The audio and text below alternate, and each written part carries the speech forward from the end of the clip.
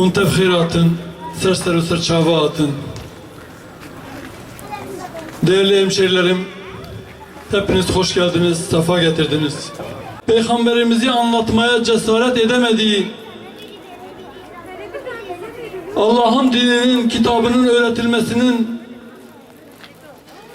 risk taşıdığı o günlerde bizler camilerde, Kur'an kurslarında, evlerimizde, mahallemizdeki, şehrimizdeki çocuklarımıza İslami eğitim, Kur'an-ı Kerim'in öğretilmesi, tecvid, fıkıh, siyer, Peygamberin hayatının anlatılması noktasında bizler risk aldık ve gençlerimizin ıslahı için, gençlerimizin sokaklarda başıboş olmaması için çocuklarımıza, gençlerimize sahip çıktık.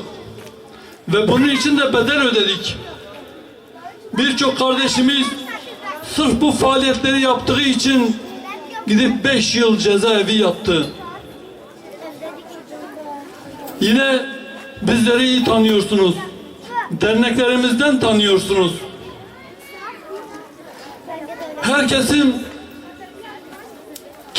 kendisini düşündüğü bir zamanda komşunun komşuyu, akrabanın akrabayı düşünmediği, düşene bir tekmenin de toplum tarafından vurulduğu bir dönemde derneklerimiz ortaya çıktı.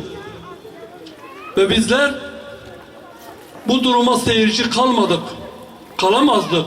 Kanuni olarak, hukuki olarak bir mesuliyetimiz yoktu. Yine bizler de sizler gibi bana ne diyebilirdik? Toplumun birçok kesimi gibi bana ne diyebilirdik? Ama biz demedik. Bizim bir farkımız vardı. Çünkü bizler Allah'tan korkan insanlardık. Adayları seçerken de buna dikkat etmeliyiz. Bu bizim sorumluluğumuzdur.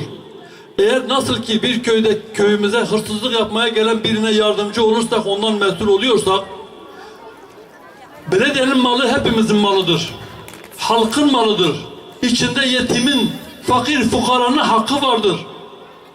Yetimlere sahip çıkmak, mağdur ve muhtaçlara sahip çıkmak, onları doyurmak, giydirmek, yedirmek, onları barındırmak belediyenin görevidir. Belediyeler bugüne kadar bu görevi yapmadığı için dernekler olarak biz yaptık geçmişte. Derneklerimiz halen çalışıyor ve bu noktada bu görevi yerine getiriyor. Ve belediyelerin vazifesini yapabilmesi için bu noktada geçmişten günümüze kıyas yapacağız. Eskiden beri hizmet edenle başa geldiğinde hizmet etmeyeni kıyasını yapacağız. Denenmişi denemede fayda yoktur. Bugüne kadar tüm partileri denediniz. Tüm adayları denediniz. Ve neticesini gördünüz. Hür Dava Partisi yeni bir partidir. Referansları bellidir. Geçmişteki hizmetleri ortadadır.